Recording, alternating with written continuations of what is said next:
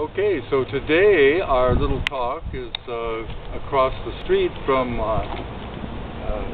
Jewish temple here, progressive modern Jewish temple. We don't mean to be saying or implying that they are necessarily supporting what we're going to present in this paper, but because we're drawing from the book of Numbers, the Jewish Old Testament as our resource information, we thought we would, and because the Jewish folks, of course, believe in God, they're our brothers, so we're having our little talks in different little places. So, what we want to talk about today is a recent, well, not so recent, actually it was discovered in 1936, I believe, by a woman named Sarah Benet. She was reading in the book of Numbers, I don't know right where, but it's where the actual verse, it's towards the end of the book of Numbers, I believe, maybe the 29th chapter, where God tells Moses to make this holy anointing oil.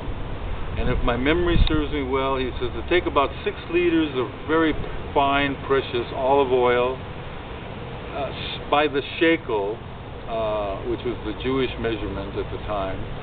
So much cinnamon, good quality cinnamon, so much liquid myrrh, maybe a few other spices that are universally known as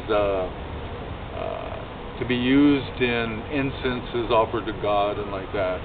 And then there was mention of some little Chamas, C-A-M-A-S or C-A-M-M-A-S plant.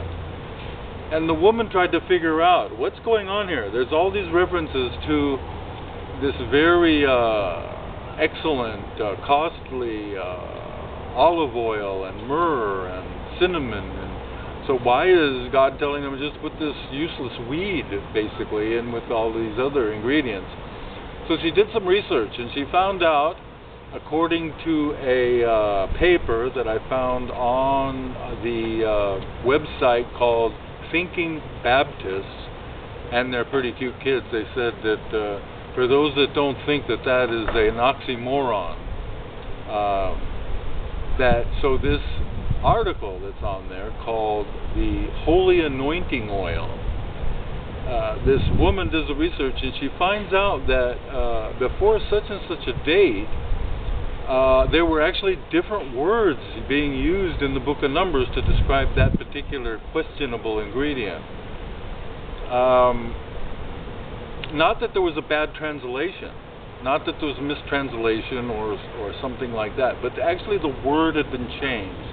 In the Aramaic and the Hebrew Bible, previous to the change, the words can be translated different ways, but the major modern one that's being used is K-A-N-N-A-B-U-S, which is almost exactly like K-A-N-N-A-B-I-S. Kannabus.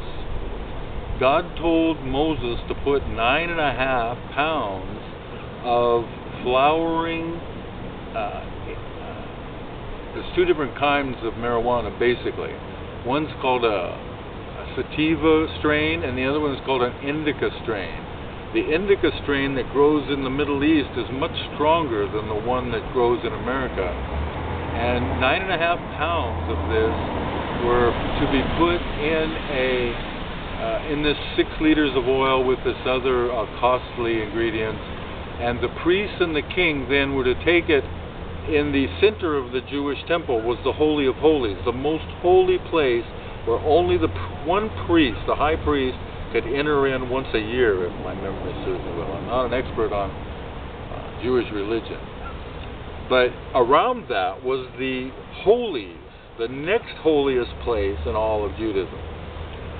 The priests and the kings were to take this oil and put it in censers and smoke the room, smoke it the room till it was smoky, put the oil on the altar, and also drench their bodies in the oil and wait to hear some inspiration from God.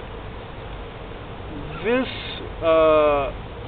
is the meaning of sacrament, using something as sacrament.